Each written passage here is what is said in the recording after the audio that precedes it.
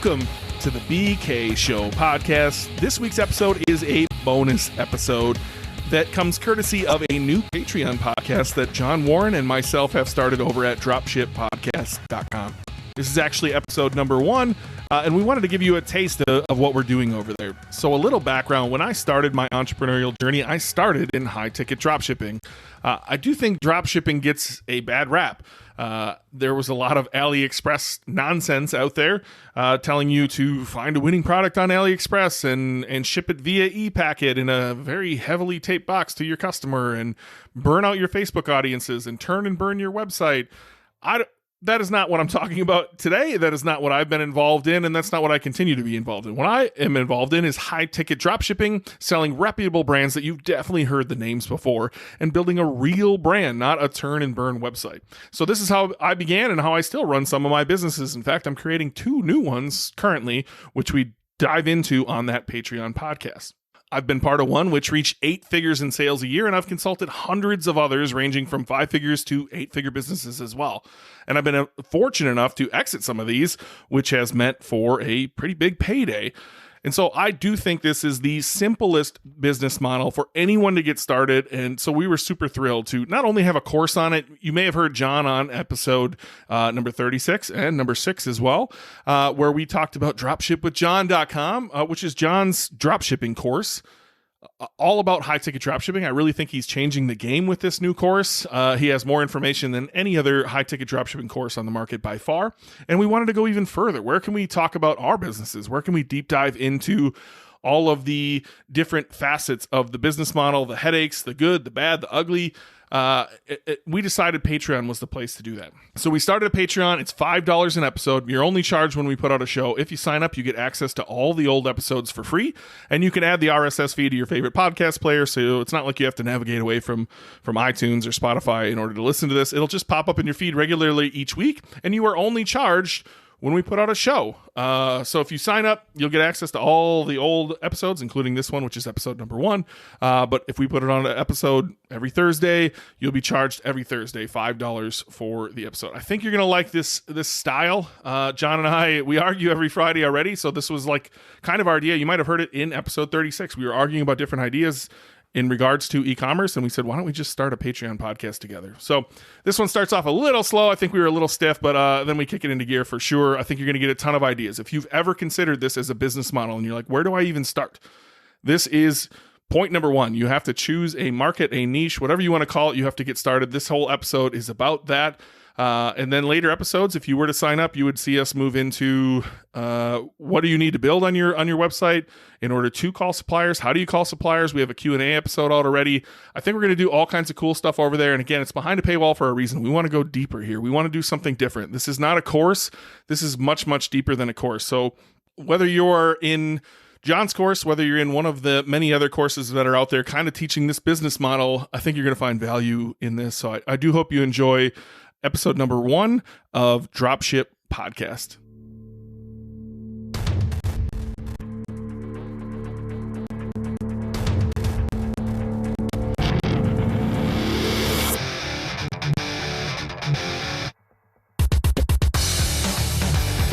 Boom. Welcome to the first show of Dropship Podcast. What's up, John?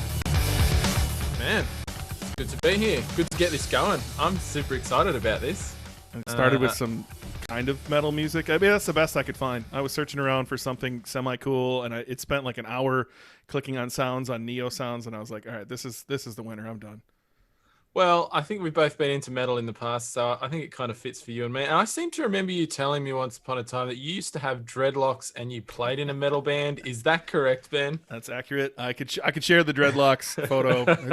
I've lived a lot of lives, man. I think I don't know. We're all weird as entrepreneurs, but I think whenever I get into something, I get really into it, right? So I was really into the band stuff for a while, and played in a death metal band that was pretty good. We were pretty big, but here I am today, being the e-commerce guy.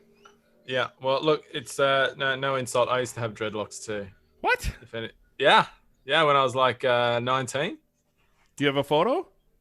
Oh, there's some floating around somewhere. At that point in my life, I wasn't a big photo person, and this was obviously pre everyone having a phone on their a camera on their phone, so it's only sort of old school analog photos, but they're around somewhere. Yeah, I don't think there's any digital ones. Well, if you can find yours, I'll throw ours. There's a Facebook group attached to this.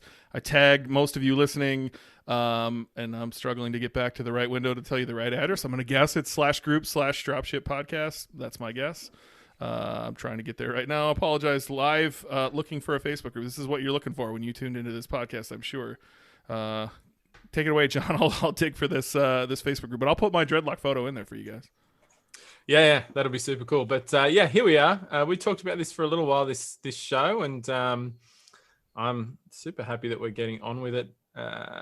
Talking about high ticket dropshipping and walking through the process of building an actual high ticket dropshipping site and a whole bunch of other stuff. And doing something a little bit different. Obviously, this is this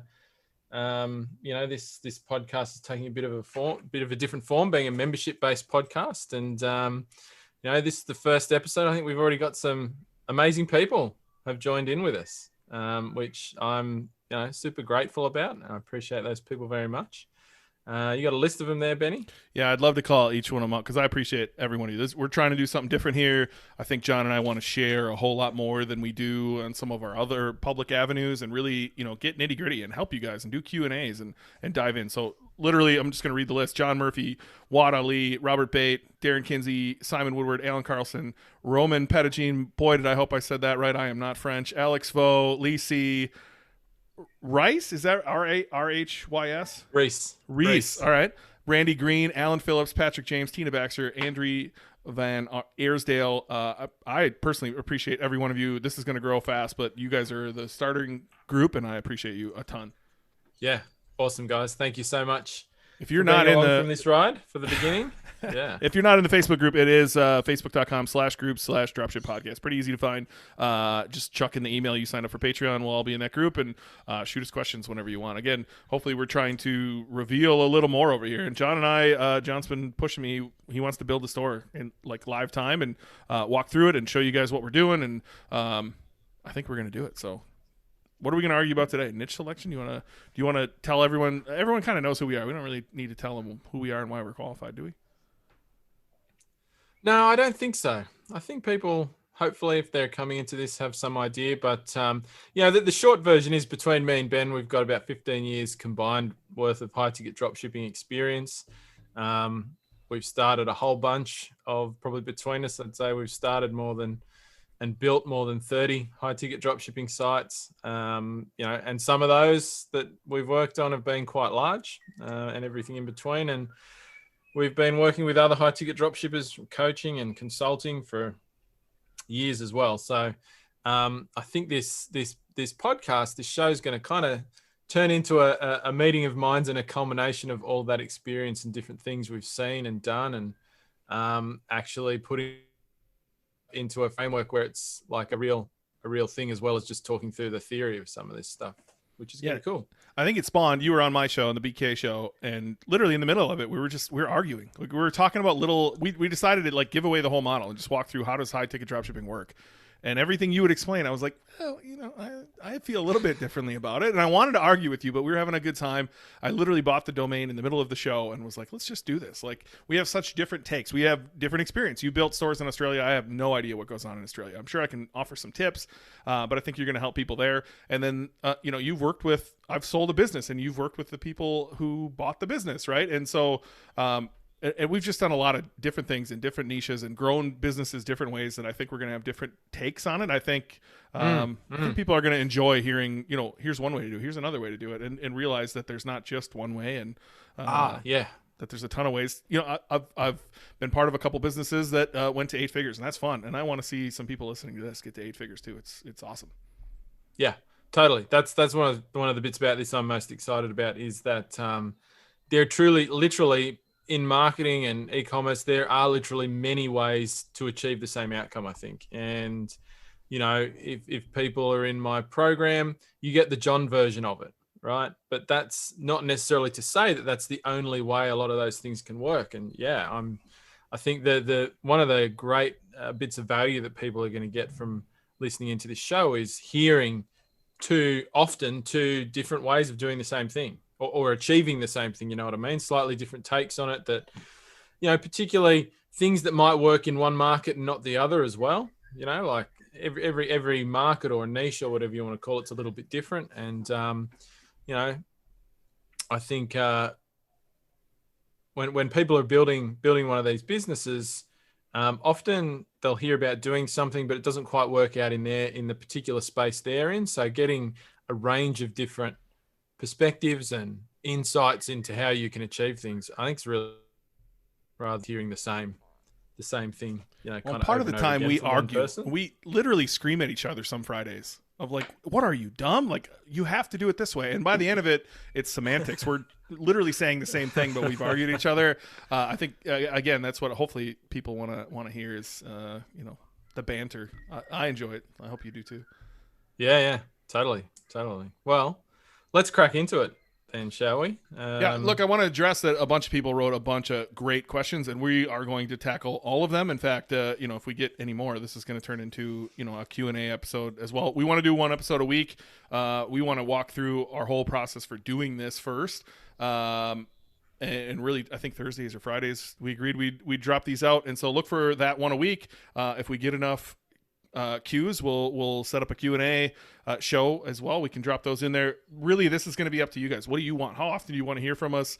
And you simply pay when we produce. If we don't put anything out, you guys don't pay. So we're happy to do more if you guys are asking for more. And as well as other people who haven't signed up yet, they're going to get access to the back catalog the moment they do. So we kind of want to get some of these foundational episodes out as well, and kind of go from there. And hopefully you guys can direct us where to go with this podcast, because we're open to talk about anything. Yeah. I know John likes to talk about the big orange man that happens in my country. He's not relevant as much anymore, but John has some feelings about the big orange man. So if you would prefer to hear politics, John has some thoughts for you. Oh God, I don't know if that's the direction we should go, but yeah, if people want controversy, controversy and rants, I mean, we can do that too about anything. Well, I'm going to save some of these questions. So Alan, Alex, who else? And Andre, I hope I'm saying that right. Andre, Wad, you guys all jumped in, and Reese jumped in with some questions on Patreon. So we're going to put out like little posts on there. You guys should get notified of those posts. You guys can just respond there. We're going to store all these away. John said a bunch of people reached out to him this week as well. So we're just going to store those away, and we'll hit all of those in a Q&A episode. And, there's some other cool things that we can do. We can, pick one of you guys a month and dive into your business and just, shred you in live time if you're open for that. Probably won't feel good in the moment, but you're going to get a lot of tips of where you should go, and hopefully some ideas as well. So I think there's a lot of things we could do. So please reach out. If you have ideas, reach out, do it in the Facebook group, on Patreon to John and I directly if you want to do that. I'm excited where this could go. Totally. Well, fire away. The first topic we wanted to hit was like niche selection. I know you love, are you a niche or a niche guy? I'm a neither. I actually refer to it as, there you go, right off the bat. Look, if we want to talk about the English language, the word niche doesn't exist, right? That's not a thing, right? Either does Zed, though. Come on. Yeah, where did the English language come from? Where did it come from? You do know it was not invented in America, right? Everything it's not from there. I'm actually English. I'm English, mate. So give it up. Yeah. Give it up. Look, Go on. I actually like to refer to it as a market, because the word niche or niche, I think, is overused. Everybody wants to say it. It's turned into one of those hype words in marketing. The riches in the niches, or whatever people say. So I call it a market. I think a market is actually the business term for what people talk about there. What's your market? Because a market includes, people tend to think of what's your niche, and they think about the products that they're going to sell. When for me, and obviously we're going to talk about this as we talk about how we do niche selection, but for me, when you think of what's your business going to be based around, it's more than just the products you're going to sell, right? That's kind of like the what, but it's also about the who. And so when you talk in business terms about a market includes products, it includes competition, it includes customers. And these are all the things I'm looking at and some other stuff as well when it comes to choosing what my business is going to be based around. So I like to use the term market. You know, in my dropshipping program, that's the terminology that I use. But call it whatever the hell you want. And what do you say? Are you a niche guy? You are. I say both. I say both. Literally, the bit is I'm going to ask you how you pronounce it, and then say I'm the other. That's going to be the ongoing bit. But look, people are going to come from your course. People are going to come from what are the other ones out there? So we briefly touched on my show, and some people were like, "Yeah, talk shit about those guys." There's some other ones out there, right? There's like AJ at 7-Figure Skills. Some people might have come from there. Is that still a thing? Is that still a thing? Should it have ever been? That's the question. He tried to copy me. There's Trevor Fenner. He tried to copy me. There's who else is out there? Ernest and Dropship Lifestyle. You and I both came from that course way back in the day. And so we welcome everyone here. We are agnostic to your course. I would encourage you to take John's course. But we are agnostic. And so I think coming from some of those courses, niche, was the term, right? And so I like that you're going with market in your course because to me, it's all about the who. But when you first start, no one's thinking about the who. They're thinking about how do I get money out of this? How do I make my store work? How do I get my first sale? And I think one thing I've realized over the long term is it has nothing to do with you. It has nothing to do with your store. And if you focus on the who, if you focus on the people you're serving, it makes all of the difference in the world. And so I'm happy to call it people selection, if you want to call it that, or market selection or niche selection, whatever you want to call it. To me, I think we have we're all the way down to the letter M here in notes as far as like A, B, C, D, thinking of things of how we think about this. And there's just so much to the puzzle. It's not just, I don't know, man. I kind of want to shit on some of the people out there who tell you how to do it the wrong way. Well, I mean, look, let's be honest here. I mean, there was when it comes to courses and how people learn this stuff. I mean, there was the original course, which is Dropship Lifestyle, right? I mean, there was some free shit online before that. But that was sort of the first kind of organized sort of course on it. All the rest that people know about are exact copies pretty much of that program, right? The people who started them all came from there, were either employees of that business or students. And they really didn't bring, as far as I'm aware anyway, into them and looked at their shit. They didn't really bring anything new to the table in terms of particularly the niche selection bit. And I think in where a lot of those, the tension with those courses, I think, is that they want to make something that seems really easy, right? So people will buy it. But at the same time, the problem with doing that is that sometimes the easy way of thinking of things is not actually the best way of thinking about them or gives the best result, you know? So I think there's two words you can interchange there, though. I often say this is easy. You might catch me on other podcasts saying this is easy. I don't understand why everyone does it. And I've recently really thought about it. It's not easy. It's hard. There's a lot of work here. It's simple. I think if you can break this down into pieces, it's a simple model. Yeah. Oh, totally. I mean, as far as business goes, and businesses that you could go out and start, yeah, it's a relatively simple business model. But yeah, totally, that doesn't mean easy. And but if you're somebody who sells a program to people who are looking to get started in business, it's very tempting to make something seem easy, because of course then you would think more people are going to buy it. But the flip side of that is the easier you make something when it's not in reality like that, the less successful the people you put through it are going to be, or the fewer people who are going to get anywhere with it. And so I think that, how other people have sort of taught the whole niche selection thing is it's always about the product. Go and find the right product and then worry about the rest later. You know what I mean? I think that happens in Amazon FBA courses, all of the quote unquote guru get rich quick stuff that we've gone through over the last 5 years. They do the same thing. Go find a winning product on Amazon and, copy that same product. And I think that's exactly how I was taught in dropshipping too. Go find a winning product. Oh yeah. And look, that was also the focus of the whole dumpster fire that was AliExpress dropshipping there for a few years. That was all about, you just got to keep finding winning products. And so all these people, and that got pumped really hard online, as you know, for a number of years there. Do you remember that kid in Hawaii when we first actually met each other in person? Do you remember that kid? Yeah, he was AJ's business partner, man. Every 6 minutes, ching, like, and he wouldn't turn it off the whole 3 days. Yeah, just sat there in the conference just chinging. Yeah, what a tool. And I think he sold like dog eyelashes or some shit. Yeah, it's like $10 products or something. Yeah. Anyway, like, I mean, so everybody's really focused on the product, and that can definitely going down at that route in and of itself can often lead to great ideas, but it also leads people into a lot of ideas where the product meets the criteria in and of itself, but the rest of the market's crap and it's not right. And so you can have the right product, which on paper looks good, but it's really hard to sell because you didn't think about who am I selling it to?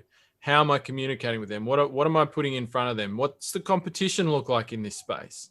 How am I going to overcome that? And without some of those bits, I think that's what leads people into picking a product that looks great on paper, but turns out to be, a lot harder to sell than it should be. You know what I mean? Or than other options they could have found if they had a bit more of a nuanced approach to, to their niche or market selection. Yeah, I think it leads people to putting products on their store that don't necessarily belong on their store either because they're chasing cash. They heard, this sells well, kind of fits underneath my URL. I'm going to throw these on here too. I know I put out a call to go buy some businesses, and I had a lot of people reach out, and a lot of people share their URL, and I honestly, I didn't find one worth buying, but there was a lot of people with 6 different categories on their business that didn't go together. There wasn't one person or 2 avatars who would buy any of those 6 products together, and I thought that was interesting that people maybe were chasing money. I'm not sure how they came to the conclusion they came to of why they would put certain categories on their business. Yeah, and I think that what you just said kind of gets down to one of the cruxes of it. I mean, it's okay to have different categories of products on your site. Like, you don't need to have a super focused site that's just about one type of product. But the key is, if you have different categories of products on your site, they all need to be bought by the same customer, like the same avatar, the same ideal customer. They all have to appeal to that same person. You don't want to be trying to bring in 4 or 5 completely different customers to your site, because from a marketing perspective, which is what you get to after you've built your business, it's really tough. You can't communicate to 4 different people on the same site. It's really difficult, or in your emails, or in your ads, or anything else you do. You've got to be, laser focused on that one ideal customer and their interest, their passion, their whatever it is. This leads to a deeper question of what you're saying, right? So, where we came from, taught us to have the most niche store you could possibly have, like as niche down as possible. And as I've grown, they work. Don't get me wrong, they work. And you're able to really talk to that customer. But it's very hard to have a giant store that is super, super, super, super niche down. And you lead to that. It brings you to that point of where, I can't do X, Y, or Z that the e-commerce world is talking about because my customer only buys from me one time. I only have this one product, right? Yeah. Where I've built out some mega stores that are centered around almost like a topic or really a person. What does this person also buy? And I know we'll get into that as we talk about this, but I don't know. Dude, I got about 8 million things to say. I don't even know where to start, John. How do we even begin coming up with ideas? Because I think and I know you love this topic, every course out there puts out a list of 200 ideas, and then you and I, as coaches and consultants, end up coaching people on the same 200 stores, or as we talked about on my podcast, I think personally I have consulted or coached with 10 plus e-bike stores. I've probably seen in my time, in the 5 years I've been doing coaching, at least 30, I reckon. Not all at the same time, but yeah, e-bikes is usually, I mean, maybe not this year, but for years was in everybody's top 10 niche, in the top 10 of everybody's niche list, right? So yeah, I mean, people that put out those things, I mean, it's the stupidest practice ever. I mean, yeah, it makes a nice little lead magnet to try and get people onto your webinar or whatever, but the reality is, if you tell, if you're getting a lot of students and you're telling them, here's the niches you should do, what's going to happen? of course, everybody's going to pick ones out of the top 10 of that list, right? And then automatically everyone's just going into competition with each other for no reason other than somebody told them to. Like, they don't even think about it. They don't even do their own research. They don't even work out if it's the right thing. They just blindly go, oh yeah, I'll do that because this genius told me to. Speaking of that, I literally just Googled a genius, one of the 5 we talked about earlier, and niche list, and immediately it shows up the PDF of all of these. They're okay. There's some decent ideas in here, I guess, but oh man, they're just all so generic. They're not like, you can do better. You can do way, way better. Yeah, totally. I mean, look, where you start off coming up with ideas. I mean, I will literally, I mean, for me anyway, I will sit down and I'll, along the lines of what you mentioned before, I don't think of products. Like, I don't go and make a list of products. Like, I don't go and say, you know, surfboards, headphones, you know, anything like that. I sit down and I'll think about the people side of things, and I'll think about interests, passions, hobbies, and that sort of thing. And I'll make a list of those, right? And once again, I mean, there's all different ways that you can come up with ideas for that. I mean, you probably know a bunch yourself. You know, you can look online. There's literally websites that just list out people's passions and hobbies and things like that, sports, whatever that people do. You build a list off those. Yeah, you can do things like go down to the library and look at magazines, books, blah, blah, blah. I mean, there's so many things. Go on Amazon and look at book topics. That's a good one. You know, there's tons of different ways you can do it, but I basically just build out a bit of a list of those, and then I'll look at those and then I'll look within them and say, well, what products, you know, are there products within those interests that people need to fulfill that, you know, whatever that is. And, you know, I think the other thing I like about that as well is that those products, they're like products that people want. They're not products people need, right? I like to stay away from products that people need, right? Because usually when it's a product you need to have, like a bed, you've got to sleep on a bed. Nobody's passionate about that shit.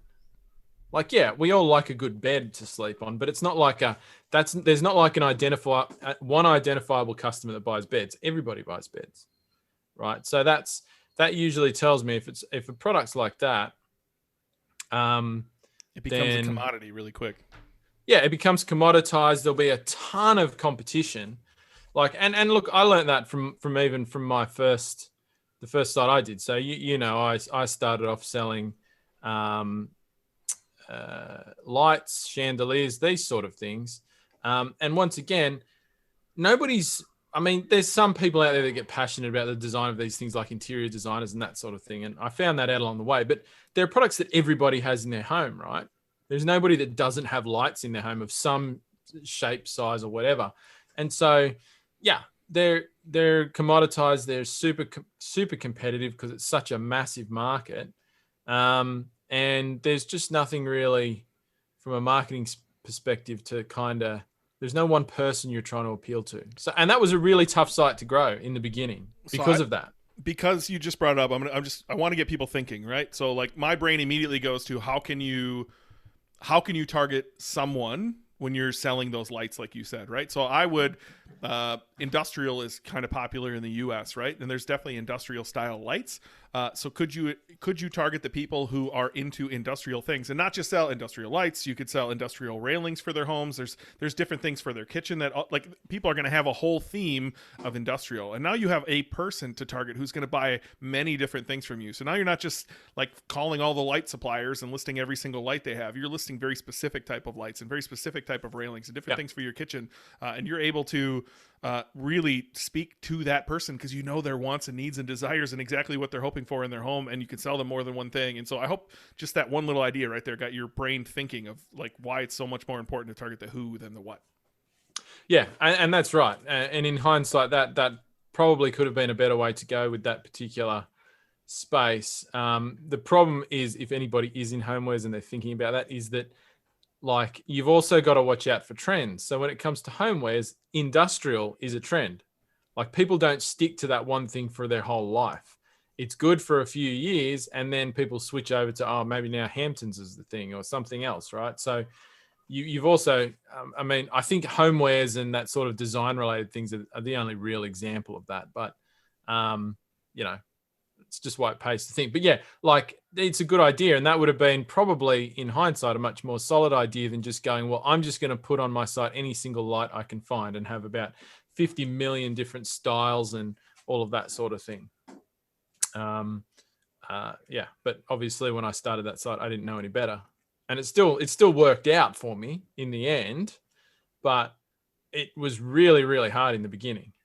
Like, because a lot of that was because I wasn't appealing to any one person. I was trying to be like a really big store. And I think that's where some people get tripped up as well. They're like, oh, well, you know, Amazon sells all this different stuff, so I can too. The point is, you're not Amazon. You can't. You're not $1 trillion company, right? You know, Amazon does what Amazon does because of their size. They didn't start off that big. They started off selling books. So who was their first target customer? Somebody who loves reading books, right? I mean, and that's obviously a fairly broad market, but still, you can't start off as an everything site and expect to grow because you're one person in the beginning with probably comparatively very little money. And, you know, the only way you can do that is if you got a ton of money, right? And even then it's tough, you know. Well, I'm trying to think back to the beginning, right? Like, I remember having a real struggle coming up with ideas, right? So, like, my very first store that I built was Brickfire Barbecue. I got too scared to call suppliers and ended up shutting that one down, but it turned into a pellet grill site, right? And the only reason I had thought of pellet grills, and I really couldn't think of many other ideas, the only reason I did was my wife, my now ex-wife, her uncle was the national sales rep for one of the biggest brands out there. And so every time we would go to his house, everything was cooked on that pellet grill every time, right? And then he eventually sold one to her dad and her brother. And so literally everywhere we ate, it was pellet grill dinner on a Memphis pellet grill. And so, like, that was the only thing I could think of. Like, I was struggling besides the list that Anton had put out, which is the same as every other list you've ever seen. I could not think of an idea. And so I don't know where some of these people, I know some of these people on this patron list, but I know you know them, some of them better than I do. Are they mostly in the beginning? Are they mostly, you know, on their way? Like, would they be thinking of a second or third store when they think of niche selection? Yeah, most of the people that are our founding members here already have a site open, at least one. I think most of them have just the one. So I certainly know some of them are thinking of a second store or are kind of underway with that, and there's probably one or two that have multiple stores in there. And there's probably one or two who are just getting started too. Yeah, because I think at that point you could think bigger. Like, really, you can think bigger. You can think of those mega stores. Like, I didn't start off building mega stores, but eventually I found a way. And it's hard to describe mega stores. I would honestly, before the next show, I will go look at whether I can talk about some of these or I cannot still at this point legally. But John knows some of them, and they're not like, they're still targeting one person. Just that one person has many needs. And so you are able to build these bigger stores that have multiple categories, and that same person who's going to go on their journey is going to buy one thing, and they're also going to buy another thing, and they're going to buy another thing, and you don't have to be as niche down as, you know, just selling pellet grills like I did in the beginning. Or my very first store was 3D printers, right? I didn't sell anything else besides 3D printers, and it's hard to think about moving away from there in the beginning. So it's great that we have some people on here that have been doing it a while, because you can start thinking bigger when you understand the who. Whatever you're selling now, that same person's buying other things that would probably fit under your umbrella. Yeah, totally. And I think, you know, I mean, for me, I think this bit is the most important bit of the whole, like, criteria for picking your niche or your market or whatever. But yeah, I mean, I think it's the most important thing to start with, because it makes some of the other things we look at a lot clearer, you know, or easier to identify whether you meet some of the other criteria if you're starting from this point. I think for me, when it comes to, like, how do we even begin coming up with ideas, I'm a big fan of, like, you don't need to be super passionate about something, but if you know nothing about it, maybe that's not the best place for you to start, or even think of building a business inside. It's just, life is long. And like, I don't know about you, John, but I like to have fun. I like to wake up thinking about my businesses and go to bed thinking about my businesses. And if I have to think about even 3D printers, I didn't know shit about 3D printers. They were cool. I thought they were neat. But I had engineers calling me who were talking engineer speak and looking for specifications on whether they could 3D print this part they needed in their business. And that wasn't for me. It wasn't something I enjoyed. Whereas since then, I've been part of businesses where it was like literally my hobbies, and those businesses were fun to think about daily. I also knew the language people used within those industries, and I knew how they thought, like what made them stay up at night. What were they hoping to do better in their hobby? I knew how to speak directly to them. I knew their problems. I knew their pains. And while you can go out and learn this, and you can run, do your market research and find those things out, if you're in that, if it's something you truly love, it's going to make your life a whole lot easier. And so, think about the things that you do for a hobby. Is it woodworking? Is it something else? Like there's probably something you do where there's high ticket things that you can sell. Yeah, totally. And if you can do that, I mean, that's the way to go. I do know from coaching lots of individuals though, that there's, lots of people that also don't have something identifiable that's going to fit with the notion of a high ticket dropshipping site personally. So the way I come at it probably is a little bit different. And I say, like, if you've got a list of ideas and you're thinking about the ideal customer, right? Don't pick something that when you think about it, you're turned off, right? So, for example, I'm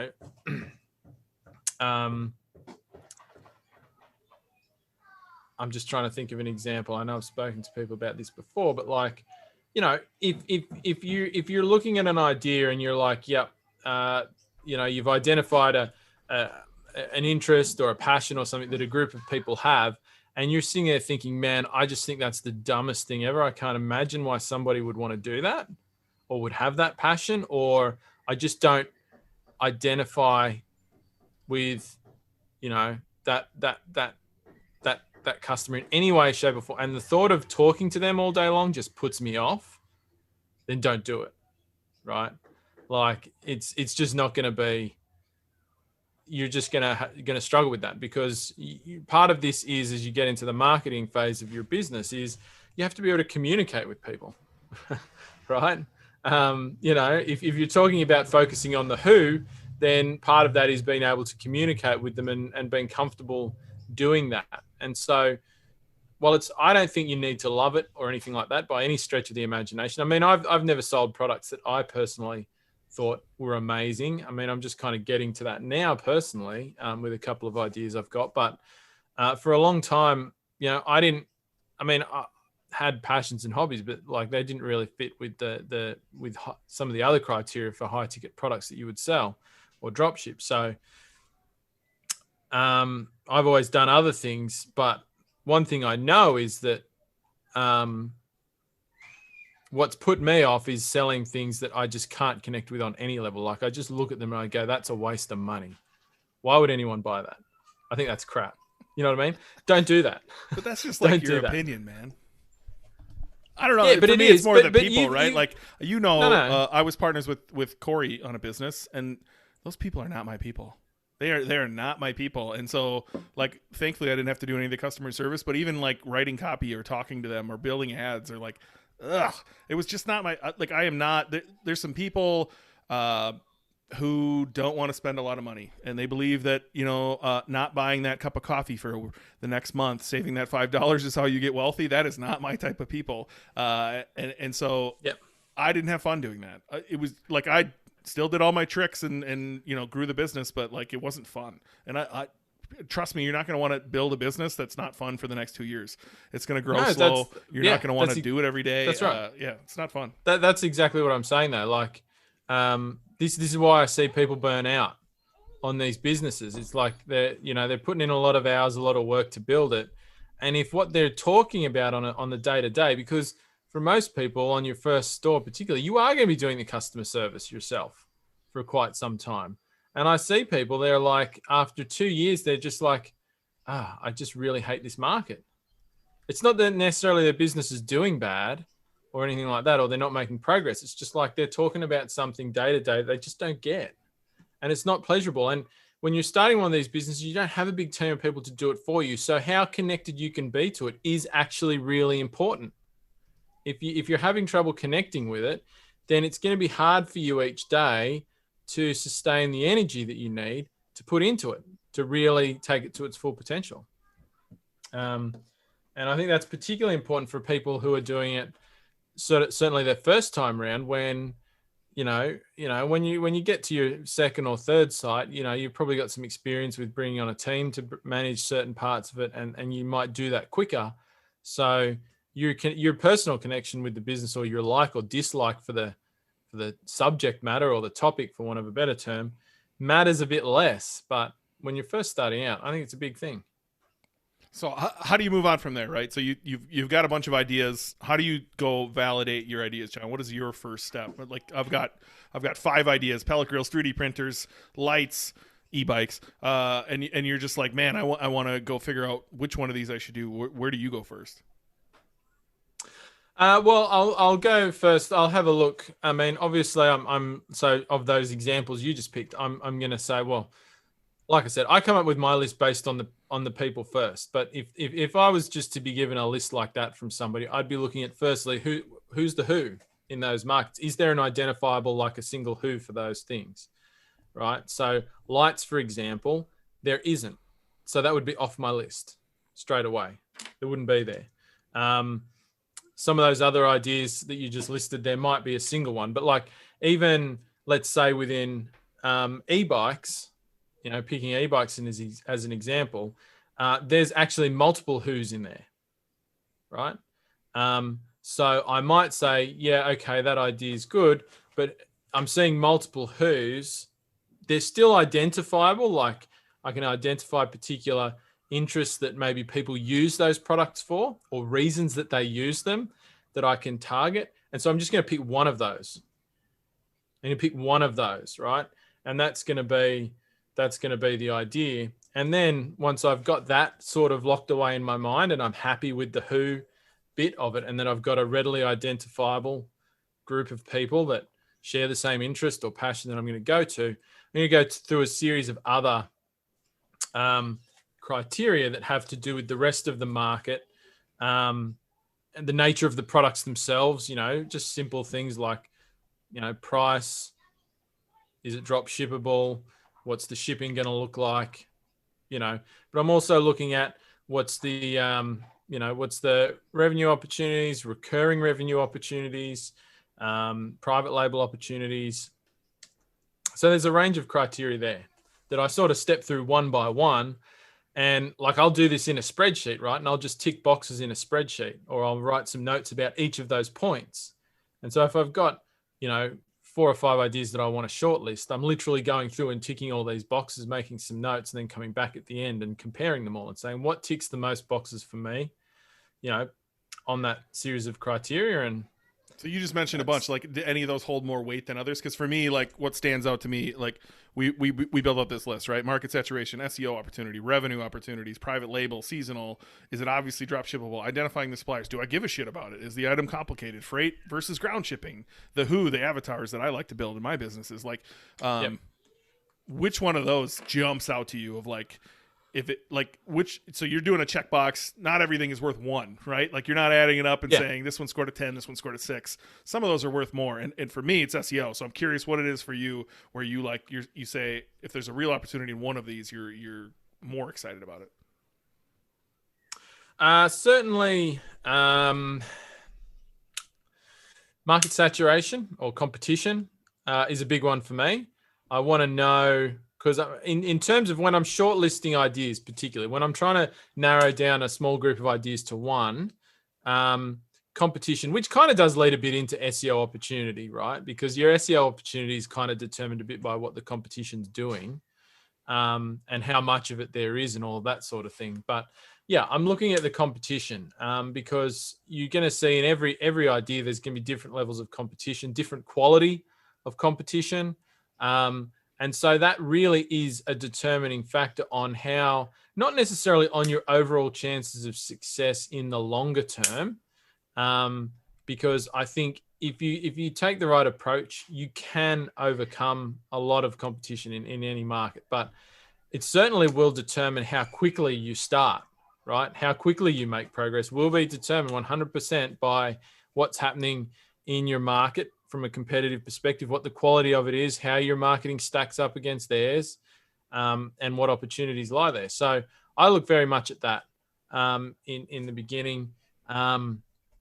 Revenue, thinking about recurring revenue is a big one for me as well. And there's probably a couple of things that lump in there from that list you just ran through. So like recurring revenue, private label opportunities kind of comes into it. But I want to say that I can identify a pathway to sell those people, that my ideal avatar, whatever you want to call it, multiple times. I want to know that I can make multiple sales to the same person over time. Because the reality is, right, there's only 3 ways you can grow any business. And I mean, you know, Jay Abrahams famously talks about this stuff, right? Going back from the 70s, right? You can get more first-time customers, you can increase your average order value, or you can increase your rate of repeat business. That's it. That's the only way you can grow any business on this planet, right? So the problem most people when they start a high-ticket store get to is they can only do the first one, get more first-time customers, right? Which you get by growing your traffic or increasing your conversion rate, right? And that's fine, but you only grow in a linear way if you do that. And at some point you hit the limit of that. There's a hard limit in every market to how much first-time customers you can get. And it's a problem because the nature of high-ticket products tends to be that for each product type, people are only buying it once every 5 years, something like that. I mean, if you're talking about a $3,000 product, people aren't buying the same $3,000 product every 6 months, right? And they're not buying 2 or 3 of them at the same time. Sometimes they are. If you've got B2B particularly, you'll get that. But on average, they're not, right? So automatically there, when most people start a site that's just focused on one type of high-ticket product, they cut off the second and third ways of growing their business. They have no plan for that.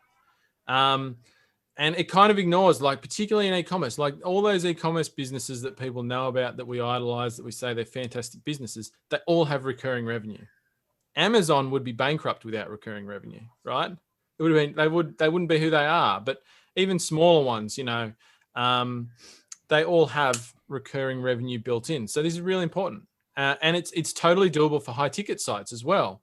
And if you've picked the who properly, as we both talked about, you should have those opportunities kind of built in. But I like to tick the box. I like to see, I like to envision what that's going to look like.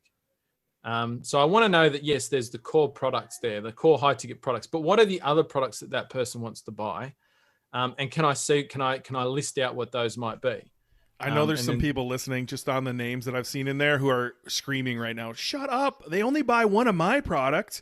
And I don't want to out anybody. Everybody likes to keep their niche secret and their market secret. So if you feel comfortable and you want us to talk about you, let us know. And like, I'm happy to pull up anybody's site who's listening to this and explain all of these points in greater detail, because it's so much easier when we have something to talk about, right? And even if it was our own, even if we picked our own and we built like an e-bike store or something, we're only going to be able to talk about ours. And it's difficult to give people ideas in theirs. And like, I want to help everyone listening to this. And so if you're willing to come forward and you're like, yeah, here's my URL, here's the stuff I sell. What are you talking about? I can't do X, Y, or Z. John and I would happily show you. Look, I mean, here's a quick example. It's one I use a lot. That's why it comes to mind, right? So I'm a surfer. I'm into surfing, right? So thinking about the way people typically teach the niche selection thing, it would be, well, you want to sell surfboards, right?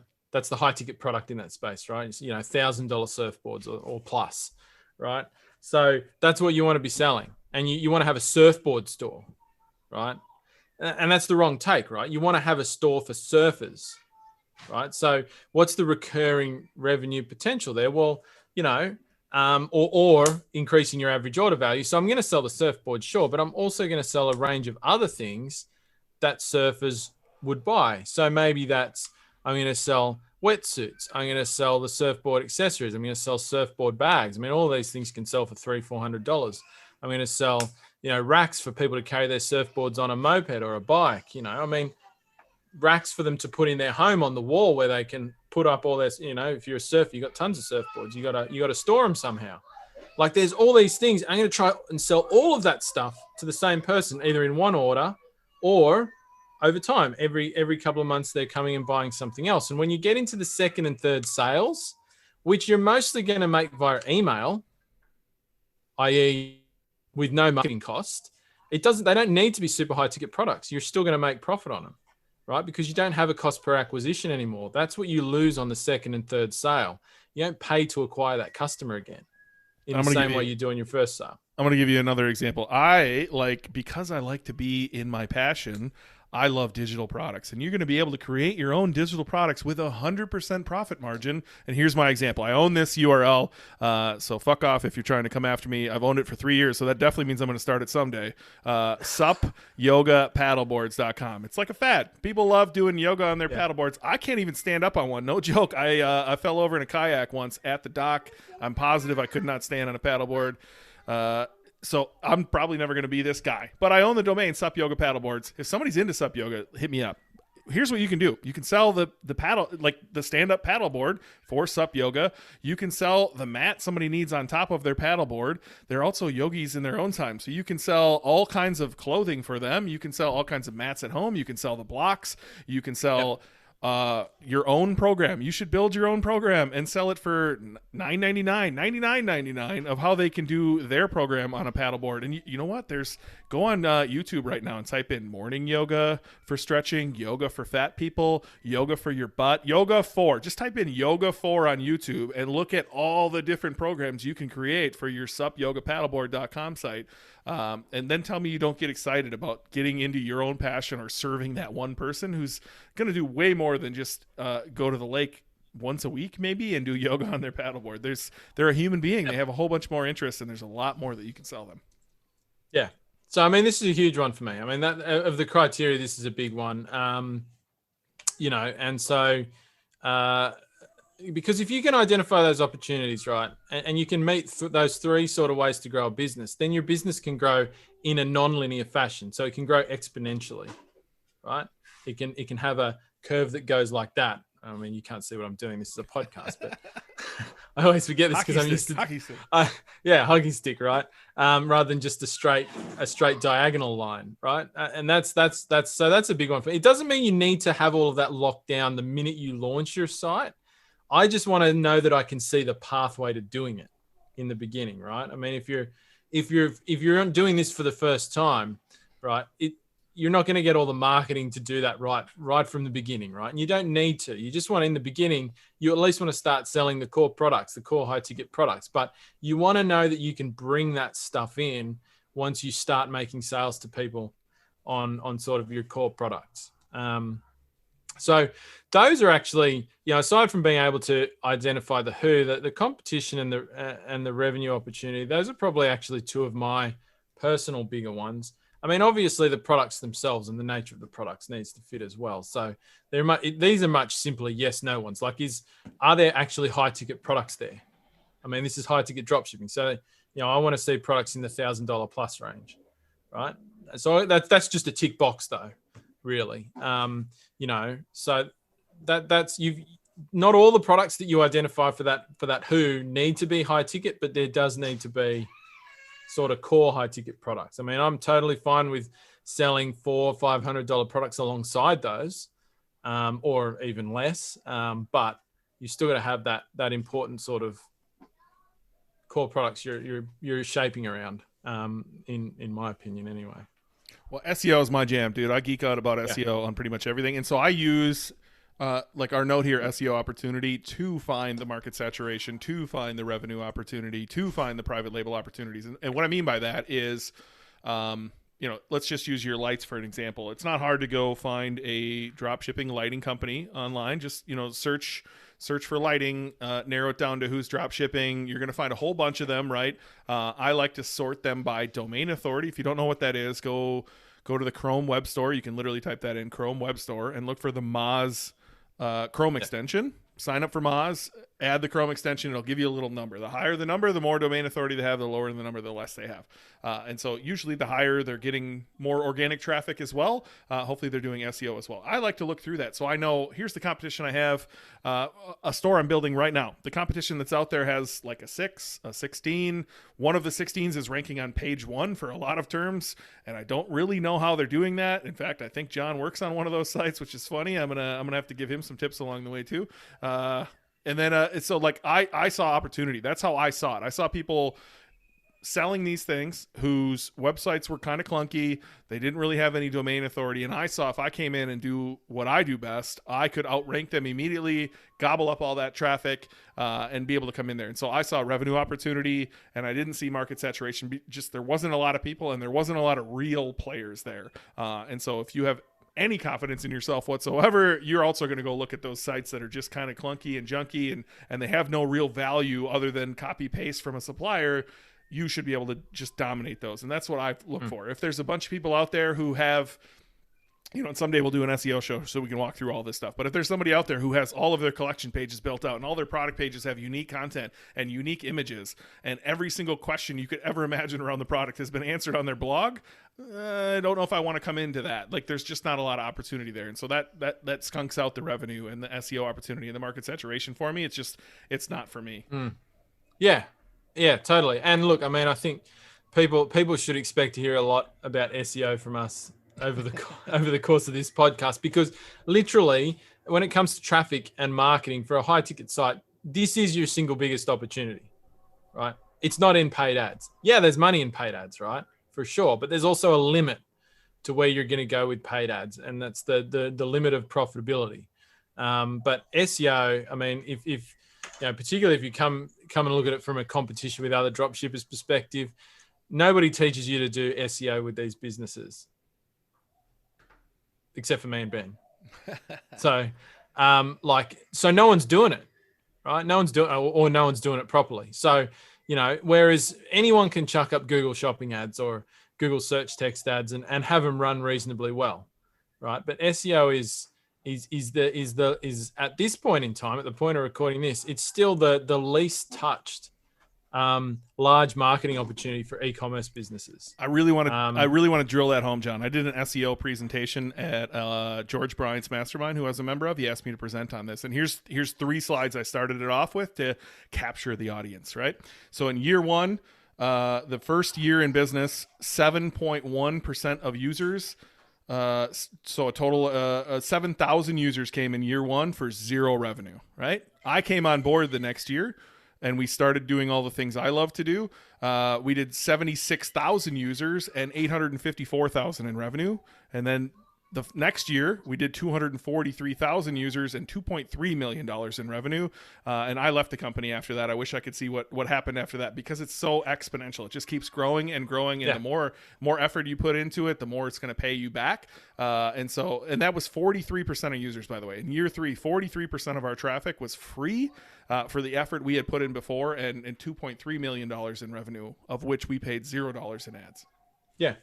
I mean, another statistic I'll throw out there, SEMrush. This is a few years ago now. SEMrush crunched the numbers on all of their e-commerce sites that run their sites through their tool, right? That use their tool, which is obviously, most large stores at some point or another would have, had an SEMrush account and would have run their data through there.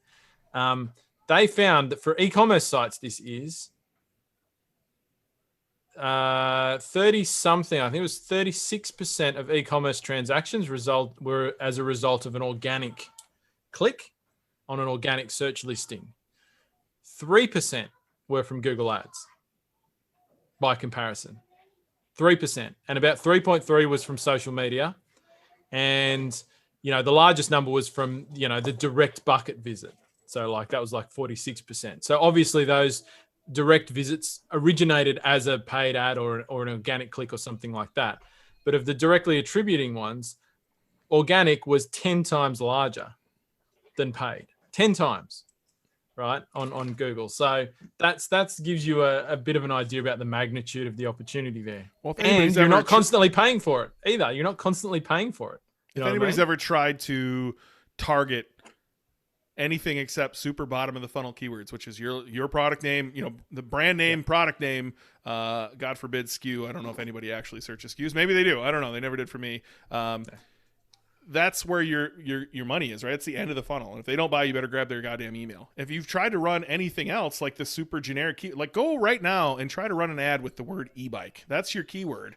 And go write an ad and try to drive traffic to your site. It's not going to convert very well, and you're gonna go broke trying to capture people at the top of the funnel running ads. Whereas you can rank those things or you can build pages for that. I love best pages versus pages. Anyway, I'm going to go nuts about SEO on some show, and I'm just going to give you everything I got and hopefully give you a bunch of examples too, because I fucking love SEO. And if any of you want to partner in your business, give me a call. I'll come in, I'll take a chunk of your business, and I'll blow you up because I fucking love it. Anyway, this is why I use SEO to like even determine the niche, because if I go in there and there's just no opportunity, like I said, if I go find 3, 4, 5, 6 other competitors that I'm going to be competing against, and they've done all the hard work, I'm going to have a hard time catching up to them because it's such an exponential curve. You can't, when they've been around 5, 6 years and they've done a good job, it's going to take me 5, 6 years to even get where they are today, where I think there's a lot more opportunity out there. And that's why I use SEO to gauge almost all of this. Yeah. Cool. Yeah. I think that's cool. That's a good perspective on it for sure. So we have private label opportunities on here. So I've done this. You actually asked me to create a portion of your course on this. Is there anything special you look out for? Because for me, it depends on which one you're going to do, and I'm going to put both of these in your course. Whether I'm going to do a widget for acquisition of the who, and so that I can escalate them to the other products that I sell, which I think is super, super easy. Or do I want to sell, again, let's use pellet grills. Do I think I could go to a Chinese manufacturer, which totally you can. I don't want to. That sounded like a little bit out of my zone when I first started, for sure. But like Traeger's manufacturer in China reached out to me and they were like, "We can just throw your name on this Traeger grill." So it's going to be easier than you think. But when you're looking at it, what are you looking for, John? Does it need to be small? Does it need to be, a little less complex for you to think about private label as an opportunity?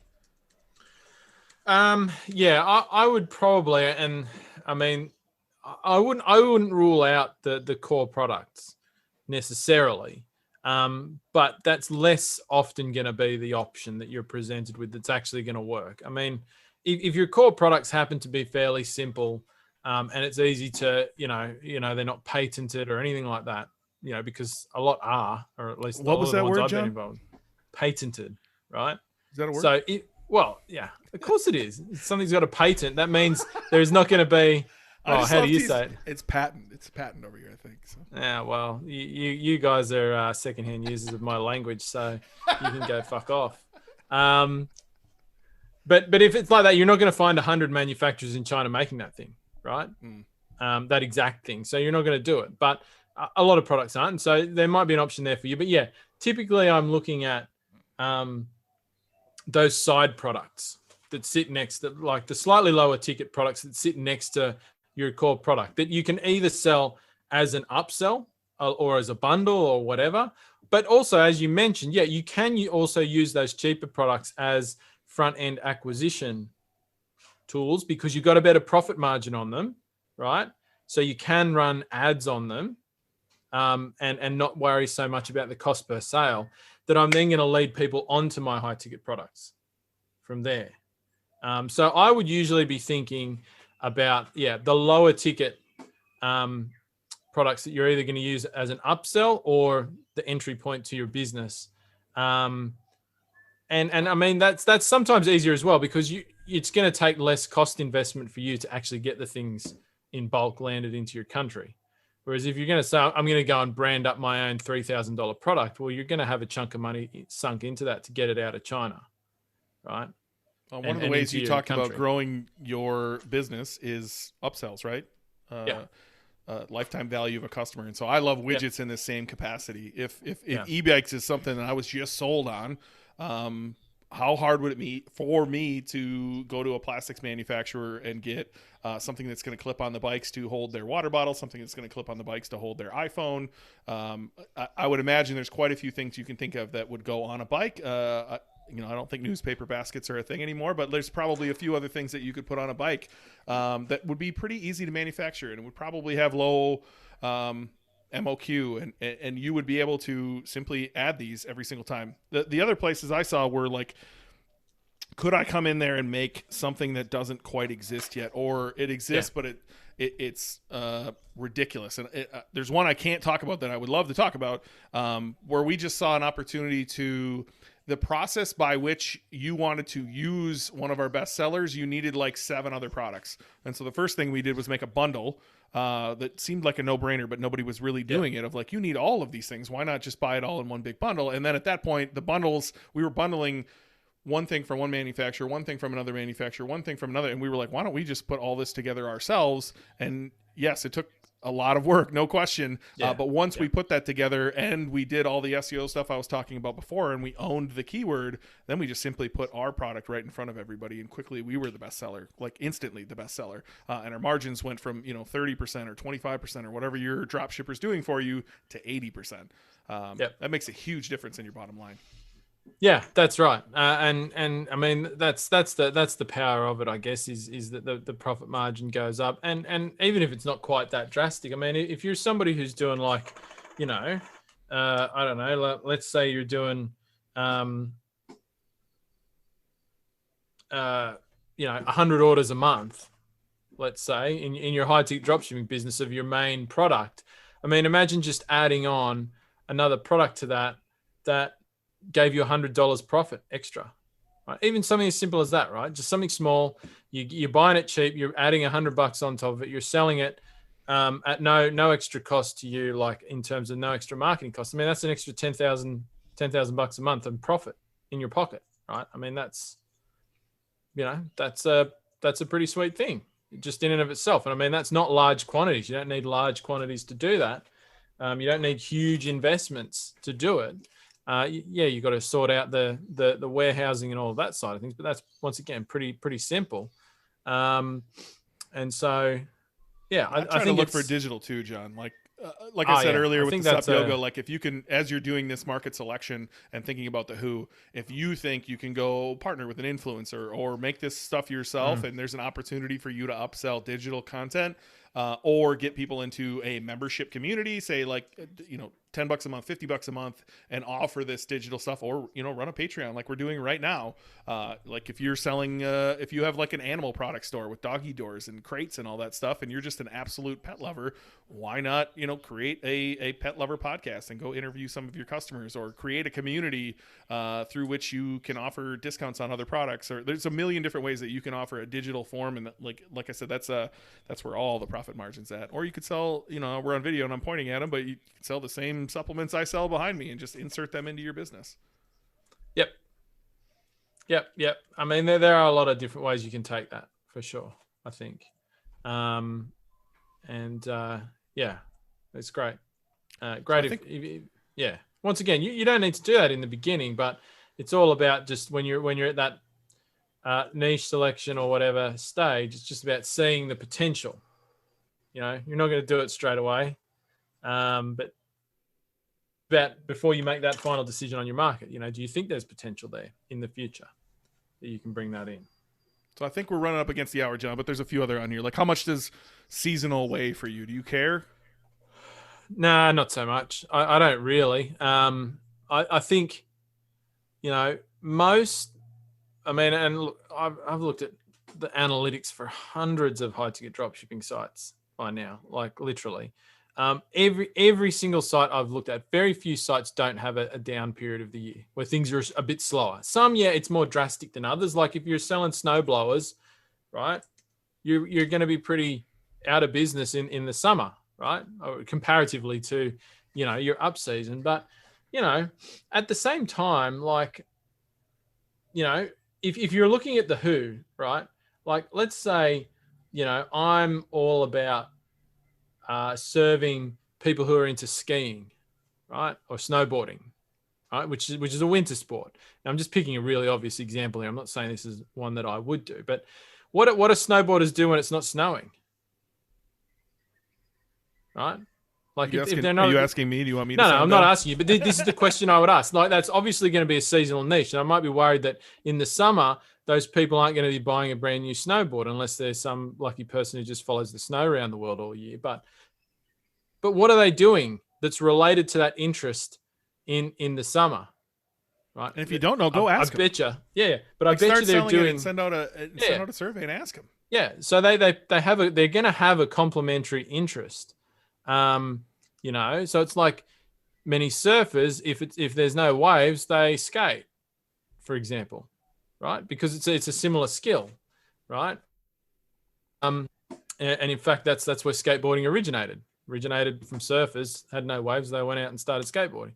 So I'm just saying there's always there's often a complementary interest if something's seasonal for your target customer. And so you just need to identify what that is and then find a way to offer them products that appeal to that interest as well. Even if it's not even on the same site, you could have a sister site that you market the same people on, just at different times of year, right? I mean, there's ways you can address that, but no, I mean, I like to know whether it is going to be seasonal or not, just so that I can plan for that and have a way around that. But if I'm seeing a great market with potential in all the other areas and it happens to be seasonal, well, I'm still going to do it, right? If I'm seeing a good opportunity, I'm still going to do it. And I'm just going to say, well, at that part of year where things go down because of the season, I need to identify another way of making money.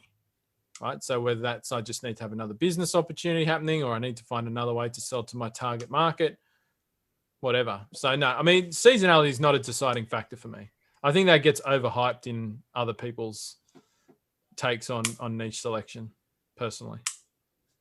Yeah, if you focus on the who, that's when you're going to start thinking outside the box, right? And so it's very easy, like John said, to have a snowboarding store, but maybe you shouldn't. Maybe you should have a store for active people. Most of the people I know that love snowboarding in the winter, they ride road bikes all summer long. Neither one of those sound appealing to me, but they that's the active lifestyle, right? And so can you speak to the active lifestyle, or can you speak to a few different variations of that who? I know I like to build out the avatars on my businesses, and it's not always the same. It's not always one person. There's different variations of that one person. And so, again, without a concrete example, this one's tough to explain, but I don't personally care about seasonal either. Is there anything else on this list that we missed that stands out to you, John? I know freight versus ground shipping is something I think we differ on. I could be wrong. Yeah, I think that one maybe a little bit is going to be country specific as well. So in the US, dealing with freight is a lot easier than dealing with it in Australia, just because you have a lot more options. It's actually cheaper. Your population isn't as dispersed. And so those freight routes are a lot easier to navigate in the US than they are in Australia. So if you were doing it in Australia, I'd probably say you want to steer away from the heavier and bulkier items, like on the upper end of that, for sure, because you're going to be limited to selling just in the locations where there's large groups of people, which once again you could do, but it just adds a level of complexity in that. If you've got other ideas that are, that stack up better than, and that's the deciding factor, you're not going to go with the super heavy thing. In the US, it's a little bit less of a worry because you have more options for dealing with that. There's more ways you can deal with that for sure. And so I probably wouldn't worry so much about that, other than just to be aware that that's something I need to look at. Like, how am I going to deal with that? Is there a way I can deal with that is different to my competition? Like, because I think, as we've discussed before, and you mentioned it to me, and I think in some ways you're right, is that those bulkier products often lead other people away from them because of that. So if you're somebody who's prepared to deal with that, right, maybe you've got a good opportunity because of that nature of the product. So maybe you just need to find a way that you can support the cost of the shipping, which might be that you get the big product and you bundle it with another product you got great profits on, and you use the profits from that bundled product to pay for the shipping on the big product. I mean, like there's just ways I'm sure that you could do that. And they both have pros and cons, right? Freight shipping can suck sometimes because things get damaged. It eats into your margins. It just can honestly be a headache sometimes. But even the small stuff, sometimes, like majority of the time, if it's small enough to ship ground, it's not very expensive, which ruins your margins in the first place. That shit gets stolen way more than it should in the United States off people's porches. And that's your problem. The supplier doesn't give a crap. That's your problem. And so there's pros and cons to both of those. I don't let it weigh in my decision very much, but I do know, like, your first time into freight, there's a lot to learn.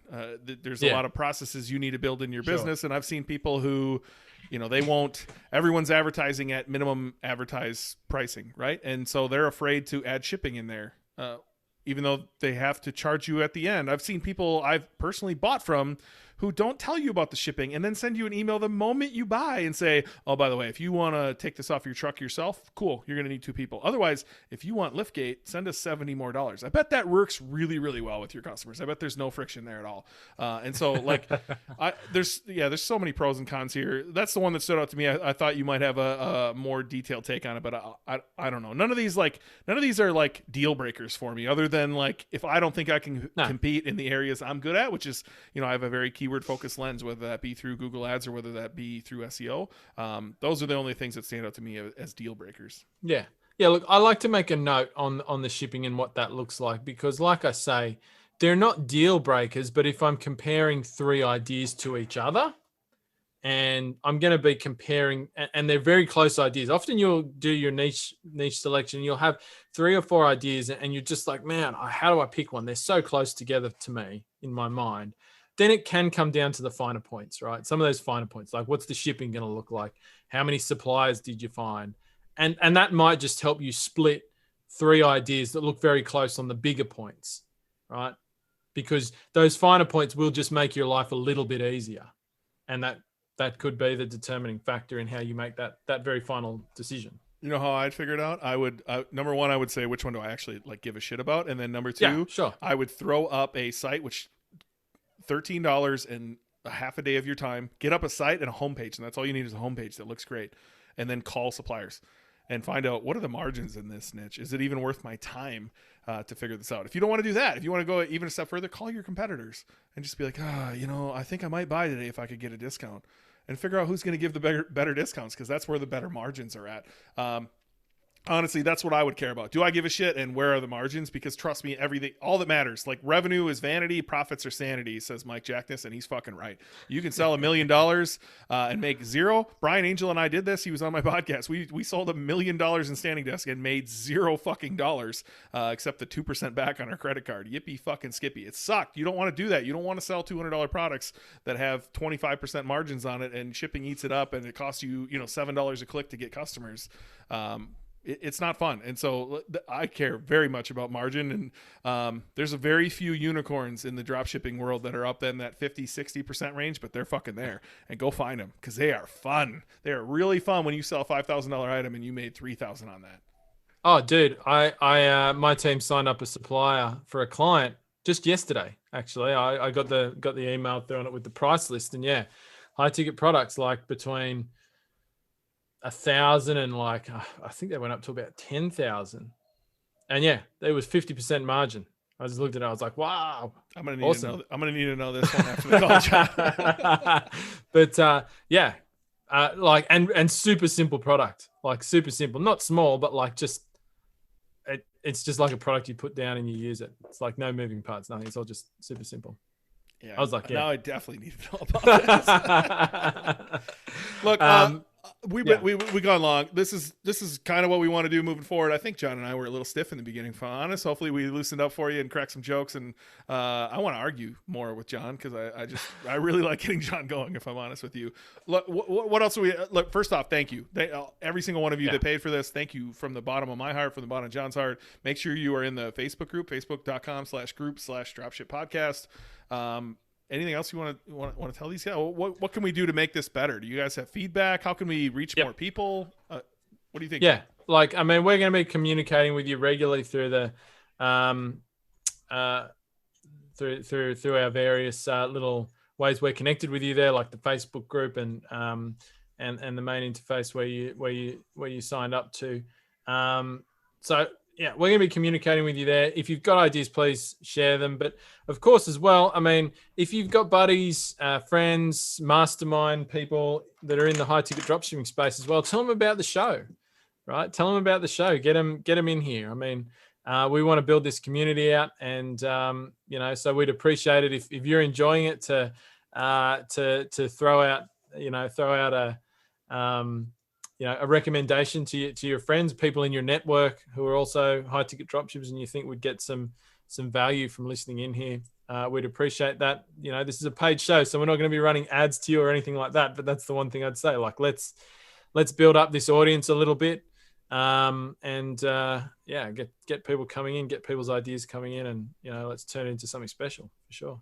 Yeah, if we can talk about one of your businesses, reach out. I'm happy to riff on your businesses. I'm happy to do a teardown. I'm happy to do Q&As if you guys have a bunch of questions. We don't want this to be like, number one, we don't care if you're in John's course. No offense, John.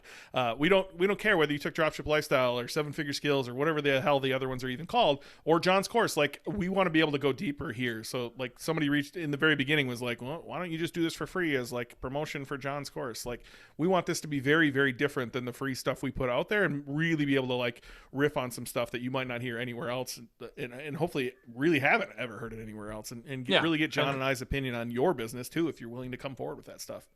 Yeah, and this isn't a course either. I mean, this is something different. This is just another avenue for you to learn and get, you know, insights from, you know, people who have been there and done that and seen a lot of different things. You know, so we're gonna cover ground here, but just because there's two of us talking about different ideas that, you know, it doesn't get covered anywhere else. So we'll try a bunch of different things. Like I say, we're going to follow through the story of building a site, but we're going to intersperse that with other types of episodes as well, like the Q&A stuff and talking about people's sites, all that sort of business. So yeah, let's see where it goes. Well, I'm pumped. Thanks to every single one of you for listening. We will be back next week, either Thursday or Friday, whatever John and I settle on here, and we'll push another episode out next week.